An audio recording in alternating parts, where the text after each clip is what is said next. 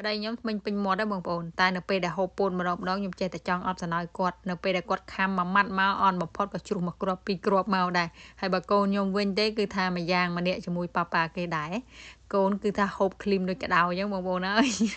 ដល់ពេលខ្ញុំប្រាប់ថាកូនឯងញ៉ាំឲ្យស្រួលមើលគាត់ថាញ៉ាំអញ្ចឹងមិនដឹងតែឆ្ងាញ់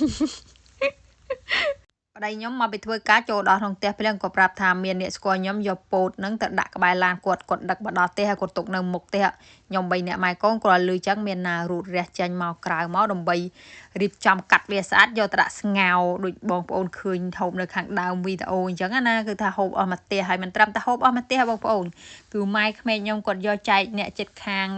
ដែលគាត់ធ្លាប់ឲ្យអញ្ចឹងណាអញ្ចឹងយើងមានយើងចែកគាត់វិញទៅហើយពោតនេះខ្ញុំបានមកដោយសារបងគាត់ធ្វើការខាងកសិកម្មគាត់មានក្រុមហ៊ុនអញ្ចឹងទៅគាត់ប្រមូលផលអាណាដែលមិនត្រូវស្តង់ដារទីផ្សារគាត់ក៏ផ្ញើយកមកឲ្យហើយគាត់ឲ្យខ្ញុំនេះមិនមែនទៅតែឲ្យទេបងប្អូនគាត់ឲ្យខ្ញុំឆ្នាំទៅឲ្យខ្ញុំមិនតិចទេហើយឆ្នាំនេះក៏ឲ្យទៀតដែរហើយគាត់ថានឹងឲ្យលើកក្រោយលើកអីទៀតអញ្ចឹងបើឲ្យតែបានមកបងប្អូនគឺថាយកទាំងអស់យកចែកអ្នកចិត្តខាងហើយយើងហូបអត់អស់ព្រោះឲ្យវាច្រើនអញ្ចឹងបើយើងទឹកយូរថ្ងៃទៅវាអត់សូវឆ្ងាញ់ទេប៉ុន្តែបើយើងបានភ្លាមមកស្ងោរភ្លាមគឺផ្អែមឆ្ងាញ់មែនតើចំពោះតម្លៃពោតនៅលើទីផ្សារសប្តាហ៍ថ្ងៃនេះគឺនៅថ្លៃបងប្អូនគឺមួយផ្លែគឺនៅ213យេនកាលពីដំបូងមួយផ្លែ380យេនជាងបងប្អូនធ្លាប់មើលរៀលខ្ញុំប្រហែលជាឃើញហើយអាតម្លៃមួយផ្លែ213យេនហ្នឹងគឺអត់ល្អទេហើយកូនស្រីខ្ញុំទៅផ្សារម្ដងឃើញពោតហ្នឹងគឺទាទិញយកមកស្ងោរតែខ្ញុំអត់ទិញទេបងប្អូនអើយព្រោះអីវាថ្លៃយើងទិញមួយផ្លែពីរផ្លែយកមកវាចែកគ្នាអត់គ្រាន់ទេព្រោះអីម៉ែវាក្លៀនដែរម៉ែក្លៀនជាងកូនទៀតបងប្អូនទោះទិញ5 6ផ្លែនោះទើបចែកគ្នាគ្រាន់ហើយបើយើងទិញយ៉ាងហ្នឹងអញ្ចឹងបងប្អូនហើយគាត់ថ្លៃពោតហូបលេងហ្នឹង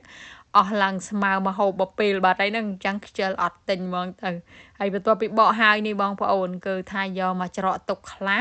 ហើយខ្ញុំស្ងោរខ្លះខ្ញុំច្រកទុកនេះខ្ញុំគិតថាខ្ញុំទុកអាំងវាព្រោះខ្ញុំអាំងវានៅក្នុង air fry អញ្ចឹងណាចង់អាំងវាមើលវារសជាតិមិនដែរខាន់ហូបយូរហើយតែខ្ញុំបញ្ជាក់វាអត់ឆ្ងាញ់ដូចពោតអាំងខ្មែរពោតខ្មែរយើងអាំងគឺឆ្ងាញ់ជាងបន្ទាប់ពីលាងស្អាតហើយខ្ញុំក៏ចាប់ផ្ដើមយកមកចំហុយខ្ញុំមុនហ្នឹងខ្ញុំថាស្ងោរក៏ប៉ិតមែនទេបងប្អូនគឺចំហុយហើយទឹកចំហុយនេះគឺខ្ញុំមានដាក់អំបិលតិចទៅដើម្បីឲ្យពោតរបស់យើងវាមានរសជាតិឆ្ងាញ់អញ្ចឹងណាហើយបន្ទាប់ពីឆ្អិនហើយគឺថាប្តីខ្ញុំមុនគេមុនឯងតែម្ដងគាត់ថាគាត់អត់ទាន់ហូបបាយទេគាត់សាកហូបពោតនឹងសិនបើពោតនឹងឆ្ងាញ់គឺហូបឲ្យច្រើនបាយហូបតិចបានហើយគឺថាហូបជ្រុះខ្ញុំថាហូបមើលតនេះអត់មានធ្មេញមុខអញ្ចឹងហើយគាត់ធ្មេញពេញមាត់សោះហ្នឹងហេតុអីក៏ហូបជ្រុះគាត់ថាមកពីវាក្តៅខ្លាំងពេកខំវាអត់ស្នាប់ទេព្រោះបើស្អីយើងខំផ្អឹបពេកទៅវាធ្វើឲ្យវាលាកចាញធ្មេញអញ្ចឹងណាហើយបើមកកលេចមកមើលកូនស្រីខ្ញុំវិញគឺថាអត់ខុសពីកដុលលេខប្រមាណទេបងប្អូនអើយហូបកាកេដូចកដុលមែនតើនៅពេលតែខ្ញុំថាខ្លួនឯងញ៉ាំឲ្យស្រួលមើលញ៉ាំអញ្ចឹងក៏ក្រិចខ្លាំងណាគាត់មិនដឹងទៅរៀនចេះហេតុផលមកពីណាទេគាត់ថាញ៉ាំបែបហ្នឹងទើបឆ្ងាញ់ខ្ញុំលឺអញ្ចឹងគៀងយោបល់មកប្តីខ្ញុំគាត់សើចឲ្យដើរចាញ់បាត់